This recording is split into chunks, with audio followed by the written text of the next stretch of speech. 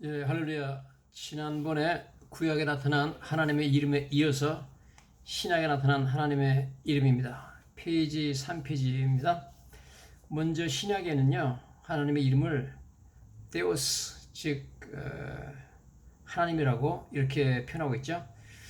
구약의 히브리어에 나타난 엘이나 엘로힘이나 엘리온 등의 이름을 신약 켈라에서는 주로 데오스, 하나님으로 표현하고 있습니다.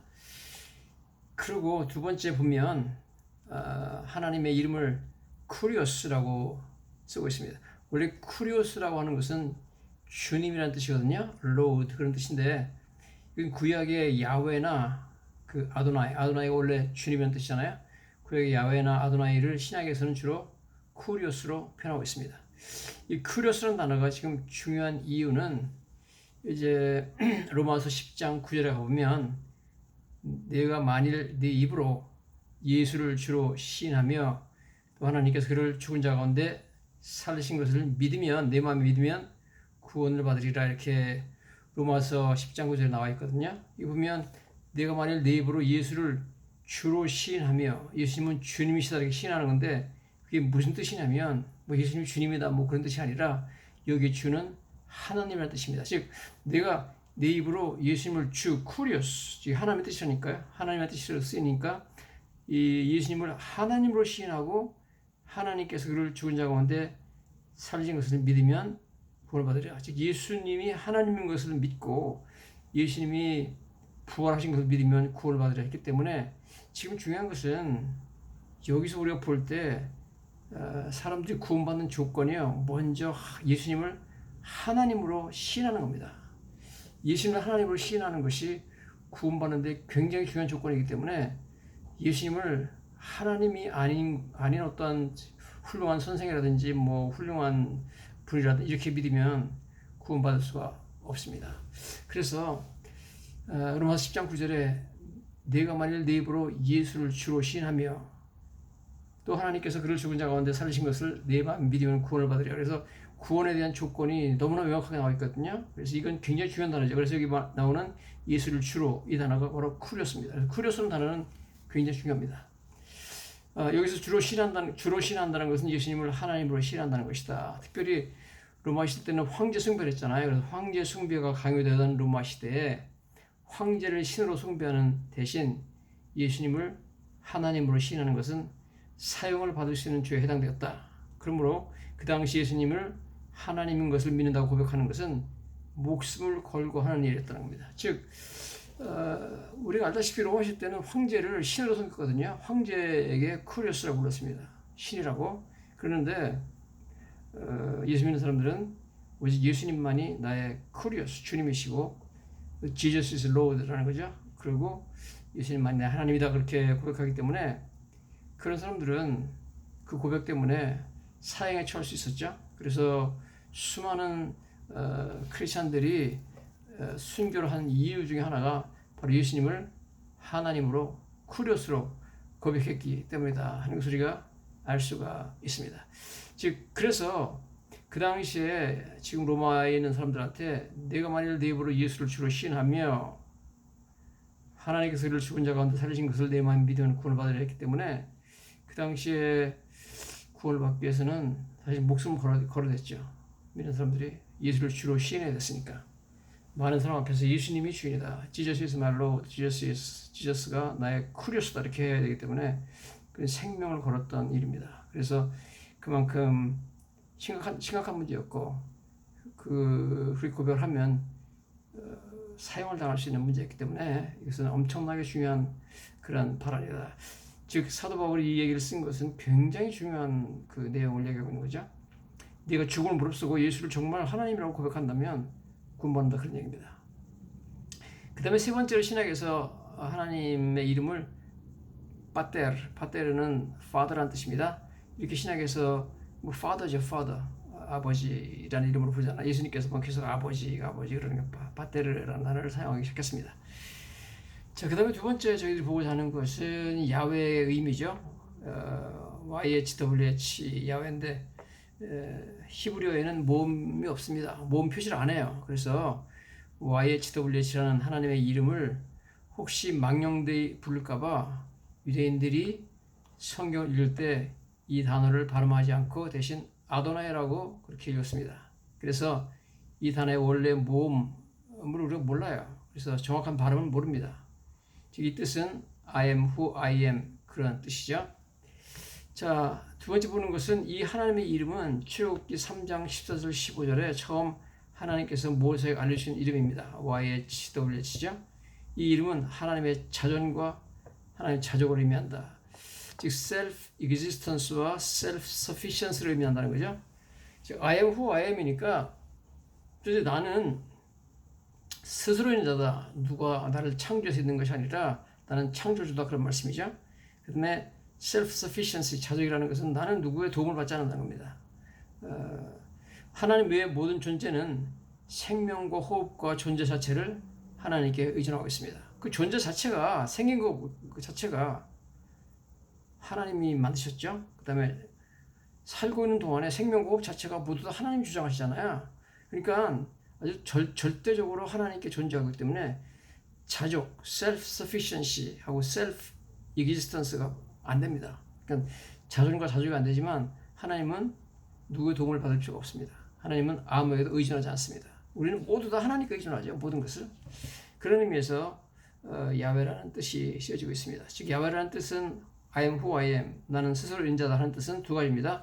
하나님의 자존, self-existence하고 자족, self-sufficiency를 의미합니다. 자, 지금까지가 말씀드린 것을 영어로 간단하게 설명을 하면 I have explained to you the name of the Lord, name of God in the Old Testament, but I'm going to tell you about the name of God in the New Testament. First, Theos was used to say about God. So the word El, Elohim, El Elyon, those names of God which appeared in the Old Testament is now translated in the New Testament as Theos. And second name of God in the New Testament is Kurios. Kurios was means Lord. So whenever there is a Old Testament word Yahweh or Adonai was used, in New Testament it was used as a Kurios. Kurios is a Lord. And as you know, in Romans chapter 10 verse 9, if you confess with your mouth that Jesus is Lord and that God has raised him from the dead, then you'll be saved. So when you confess Jesus as the Lord, means when you confess Jesus as God, you will be saved. So for your salvation, you should believe and confess with your own mouth that Jesus is Kurios, Jesus is Lord, that Jesus is God. You might see from many Christian broadcasting, they said Jesus is Lord. When you say Jesus is Lord, it means Jesus is God. Kurios means God. Especially this Romans chapter 10 verse 9 was written to Christians in Rome. At that time, there was an emperor worship. So the Roman citizens should confess Roman emperor as God. If you confess Jesus as Lord, Jesus as Kurios, and deny to confess Roman emperor as your Kurios, as your Lord, then you can be executed, capital punishment. So at the time, it is a so dangerous thing for you to confess that Jesus is Lord. So it risks your own life. You should risk your own life when you confess before the public that Jesus is Lord, Jesus is Kurios. So this is a serious matter. This was a serious matter to Roman citizens, and also this is a very serious matter to anybody in our times, in contemporary Christians. When you say Jesus is Lord, you mean Jesus is God. A third word which was used for God's name was pater, that means father. So Jesus said many times about Father, Father, Father. When he said Father, it means God, and that word in the New Testament is in Greek is pater. And also about YHWH, Yahweh or Jehovah. As you already explained to you, there is no only consonant, but only consonant was written in the Hebrew languages, no vowels. So they don't know how they pronounce YHWH because they don't have written documents about the vowel of that word. Jews at the time, when they read the Old Testament, whenever YHWH consonant appears, they did not pronounce it to avoid calling God's name in vain or misuse the name of the Lord. So when the word YHWH appears, they read it rather as Adonai, that means Lord. So nobody knows the original vowel, original pronunciation of the YHWH. YHWH means I am who I am. This name was given to Moses for the first time in the Old Testament in Exodus chapter 3 verse 14 to 15. God himself gave Moses this name as his own name. What do you mean by this name? It means first self-existence of God and self-sufficiency of God. Self-existence means God was not created. God is creator. God does not depend upon his existence on anybody else because he is a creator and he is self-sufficient. That means all other being, all other things which exist in the universe, they rely upon God for their life, for their breathing, and for the existence. But God does not rely upon anybody. That means self-sufficiency. So self-existence means God is creator. God was not created by any other being. And God have no reason, no need to rely upon anybody for his existence, self-sufficiency. That's the meaning of YHWH. And also, I'm going to explain about difference between pardon and justification.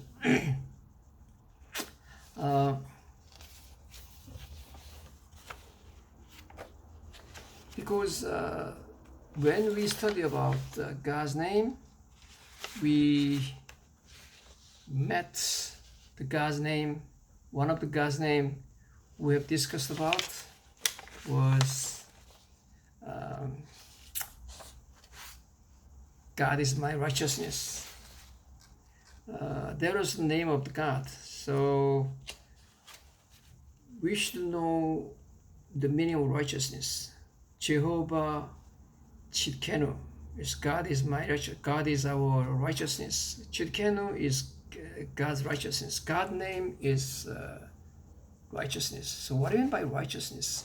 Especially in the New Testament, St. Paul emphasized many times justification, becoming righteous before God. That means justification. In many times in his letters, St. Paul does not use forgiveness, but he rather used the word righteousness or justification. So we have to know the difference between pardon or forgiveness and justification. So this will be my next subject we're going to discuss. First I will tell you in Korean. 먼저 용서와 칭의 차이에 대해서 말씀을 드리겠습니다. 우리가 이미 토론을 이미 거치고 이미 말씀을 제가 강의를 할 때 그렇습니다. 하나님의 이름 중에서 하나님은 우리의 의로우시다 하는 단어가 나왔죠. 제호바 치드케누라는 단어가 나왔는데 치드케누가 의로움이라는 뜻입니다. 의로움이라는 단어는 중요한 단어입니다. 왜냐하면 성경에 특별히 바울이 우리가 하나님께 용서받았다 하는 그런 용서라는 표현보다도 바울은 계속 칭의에 대해서 얘기해서 칭의, 의롭다함을 받았다. 의롭다함 받았다.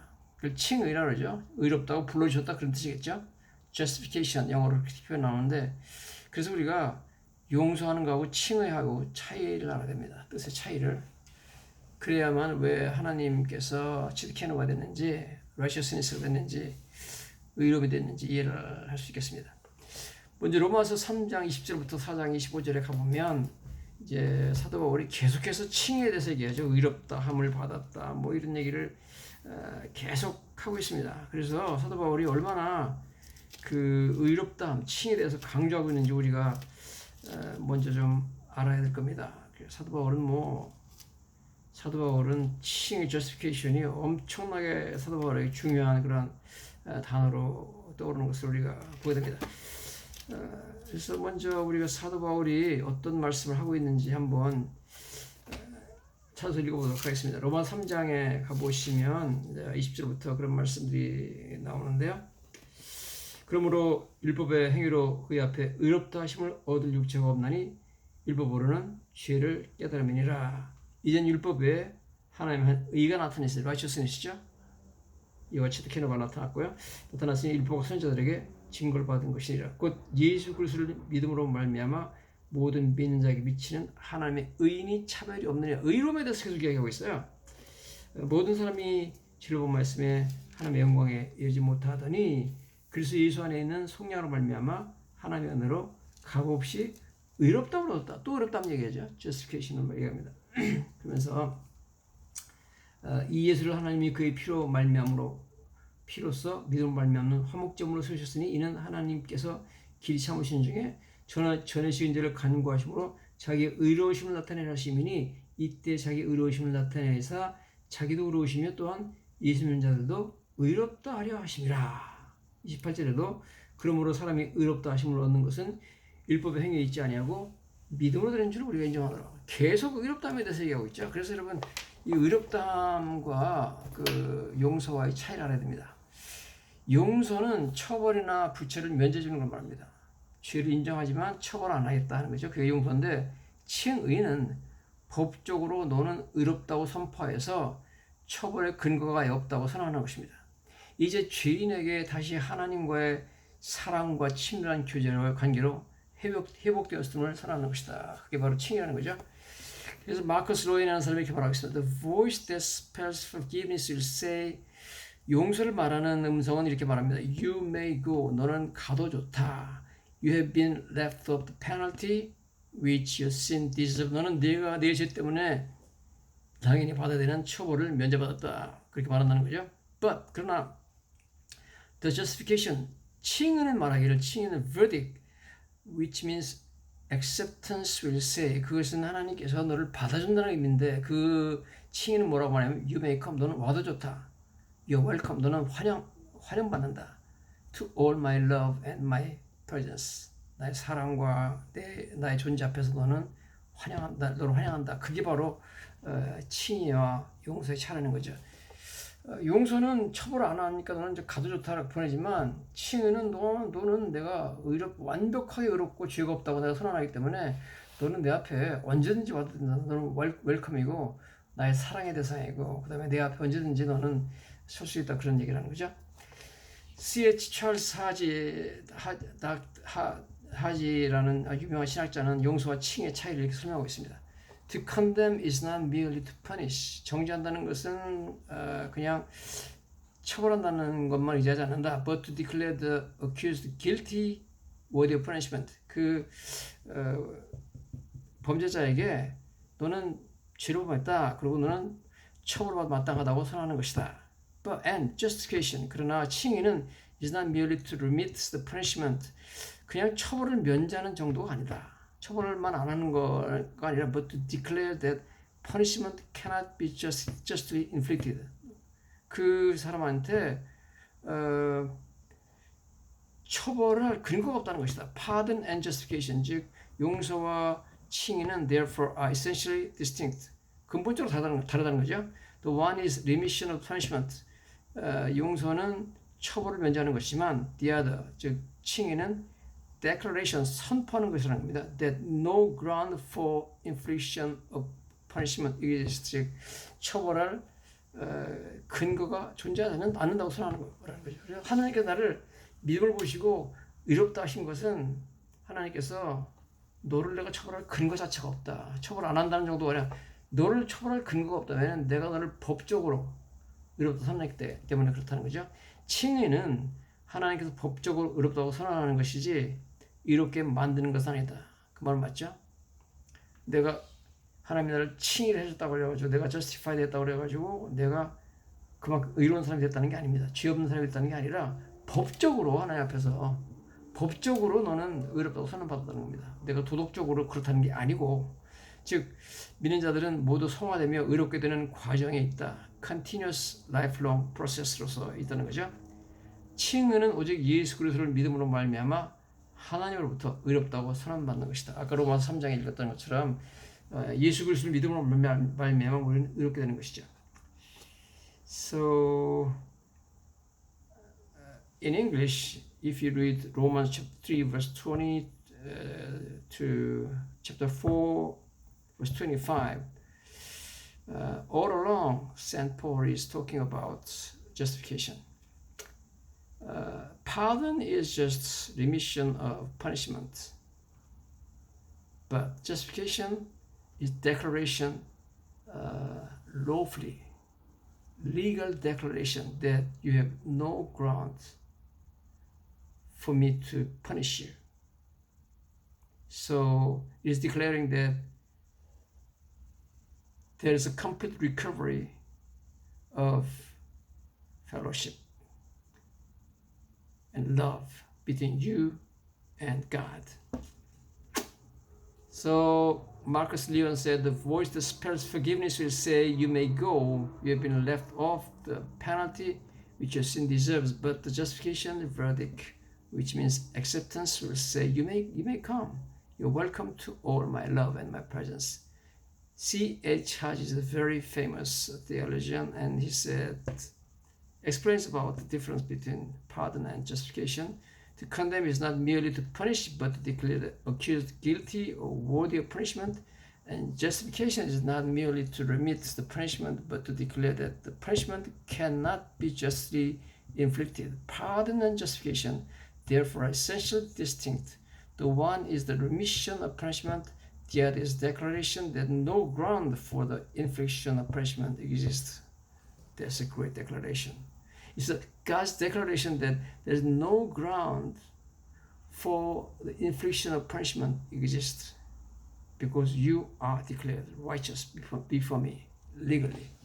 That's the justification. We'll talk about Christ in the Old Testament appearance.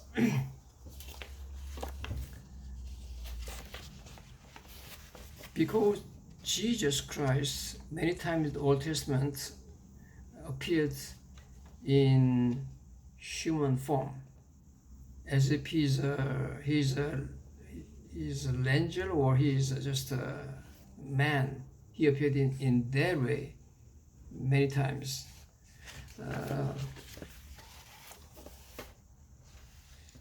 So as we see from the last lecture, Jehovah Shalom, our Lord, the Lord is of peace. Then angel of the Lord told this thing to Gideon, and he saw the angel of the Lord. And many times, actually, angel of the Lord in the Old Testament is Jesus himself. You might be surprised that Jesus, before the incarnation, appeared as a man or angel in the Old Testament. 자, 먼저 구약에서 예수님의 출현에 대해서 좀 보겠습니다. 구약에서 많은 경우에 예수님이 사람의 모습으로 나타났습니다. 창세기 3장 8절부터 24절에 보면 아담과 이브가 에덴 동산에서 죄를 범한 후에 하나님이 방문하셔서 동산을 거니셨다. Walking in the garden이라고 나와 있습니다. 사람의 모습으로 걸어다니신 분은 성육신 이전의 예수님이십니다. In Genesis chapter 3 verse 8 to 24 you can see that God walked in the garden after the fall of Adam and Eve. God visited the Garden of Eden and walked in the garden in the form of a man. So that is exactly pre-incarnate Jesus. God is spirit and he cannot walk in the garden, but it says God walked in the garden. So God appeared in the form of a human being and walked in the garden. So he was Jesus, pre-incarnate Jesus. Jesus visited the Garden of Eden in the form of a man, human being. If you go to the same thing, if you go to Genesis 16, 창세기 16장 7절부터 13절에 보면 하갈이 만난 여호와의 사자, 하갈은 여호와의 사자예요. 천사를 만났죠? 만났는데 그 여호와의 천사를 만났는데 나중에 13절에 하갈이 그분을 하나님이라고 말하고 있습니다. 그래서 구약 성경에 나타난 하나님의 사자, 그 angel of the Lord, 하나님 천사라는 단어는 성경에서 성육신 이전에 예수님을 지칭하는 단어입니다. 예수님은 구약 성경에 여러 번 천사의 모습으로 나타났습니다. 그래서 놀랍게도 여러분 예수님이 2000년 전에 아기로 세상에 태어나기 전에 이미 예수님은 인간의 모습으로 그렇게 여러 번 지구를 방문하신 것을 우리가 보게 됩니다. 자, 창세기 16장에 가보시면 16장 7절부터 보면 그런 말씀이 나오죠. 사라가 이제 도망가는 내용이 납니다. 도망가는데 창세기 16장 7절에 여호와의 사자가 광야의 샘물곁 곧 술길 샘곁에서 그를 만났다. 하갈이 도망가는데 여호와의 사자가 나타나 천사가 나타나가지고 광야 샘물곁에서 그를 만났다 하는 거죠. 그리고 천사가 말하기를 사례의 여종 하갈아, 네가 어디서 왔으며 어디로 가느냐? 그래 나는 내 여주인 사라를 피해서 도망간다 그랬습니다. 어쨌든 그렇게 됐는데 여호와의 사자 천사가 말하기를 네가 임신하였은즉 아들을 낳으리니 그 이름을 이스마엘이라 하라. 이는 여호와께서 네 고통을 들으셨습니다. 이렇게 말하죠. 그런데 나중에 13절에 가보면 하갈이 자기에게 이르신 여호와의 이름을 나를 살피시는 하나님이라 하셨으니 이는 내가 어떻게 여기서 나를 살피는 하나님을 배웠는고 합니다. 처음에 여호와의 사자 천사라고 나타났는데 angel of the Lord라고 나타났는데 나중에 하갈이 이것을 하나님이라고 합니다. 그리고 이분이 뭐예요? 천사의 모습으로 나타나는 하나님, 이게 바로 예수님이라는 거죠. 이게 바로 성육신 이전의 예수님이다 하는 것입니다.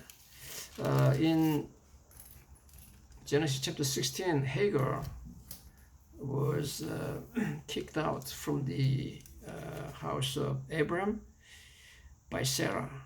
And in chapter 16 of Genesis, verse 7 says that the angel of the Lord found Hagar near a spring in the desert. So the angel of the Lord met Hagar. And verse 8, it says,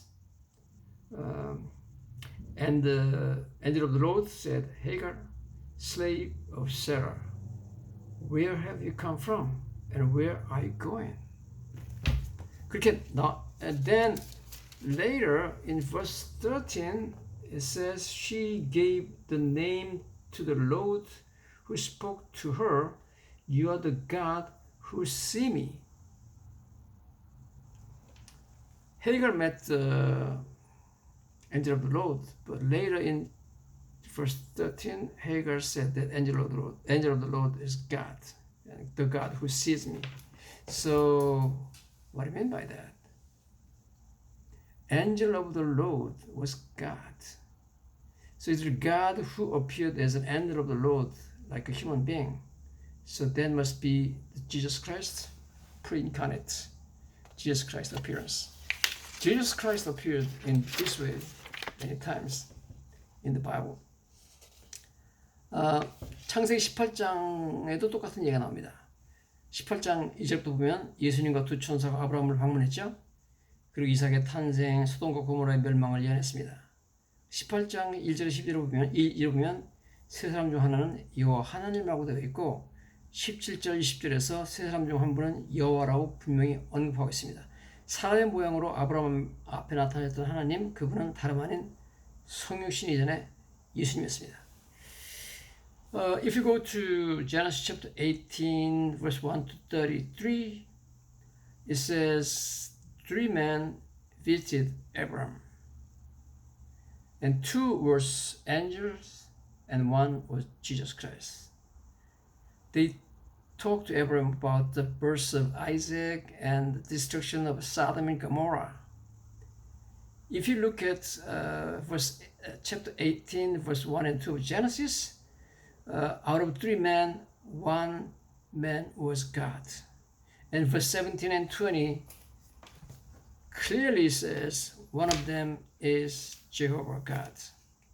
So Jehovah God appeared before Abraham as if he was a man in the form of a human being. So he must be Jesus Christ, incarnate Jesus. 여기 보면 이렇게 나와 있죠. 창세기 18장 1절에 여호와께서 만물의 상수리 나무들이 있는 곳에서 아브라함에게 나타나시니라. 날이 뜨거울 때 그가 장막문에 앉았다가 여호와가 분명히 나타났는데 아브라함한테 그 사람들을 보았을 때 아브라함은 사람으로 봤다는 겁니다. 여기 보면 2절에 눈을 들어본즉 사람 셋이 맞은편에 서 있는지라 그가 그들을 보자 곧 장막문에서 달려나가 영접하며 몸을 다 굽혔다. 아브라함이 사람을 봤는데 사람 3명이었는데 그 중에 한 명이 여호와였기 때문에 여호와께서 나타나셨다고 분명히 말하고 있습니다. 자, 17절에 가보시면 이렇게 나와 있습니다. 그 사람들이 거기서 일어나서 소돔으로 향하고 아브라함은 그들 전송하러 함께 나가니라. 나가죠? 나가는데 10절에 여호와께서 이르시되 내가 하려는 것을 아브라함에게 숨기겠느냐. 즉 3명의 사람을 만났는데 그 중에 한 명은 여호와하고 2명의 천사는 이미 떠났고요. 여호와 하나님이 남아서 아브라함에게 내가 하려는 것을 너에게 숨기겠느냐. 아브라함은 강대한 나라가 되고 천하만 민은 그로 말미암아 복을 받으리라. 이것은 여호와 하나님이 하신 말씀이죠. 그래서 그 세 사람 중에 하나는 하나님이었습니다. 또 20절에도 보면은 여호와께서 또 이르시되 소돔과 고모라에 대한 부르짐이 크고 죄악이 심히 무거우니 내가 이제 내려가서 그 모든 행한 것이 과연 내게 들린 부르짐과 같은지 그렇지 않은지 내가 보고 알리라. 이렇게 해가지고 분명히 사람으로 나타난 세 분 중에 한 분이 여호와라는 것을 성경에 나타나고 말하고 있습니다. 바로 이분이 누구냐? 하나님께서 인간의 모습을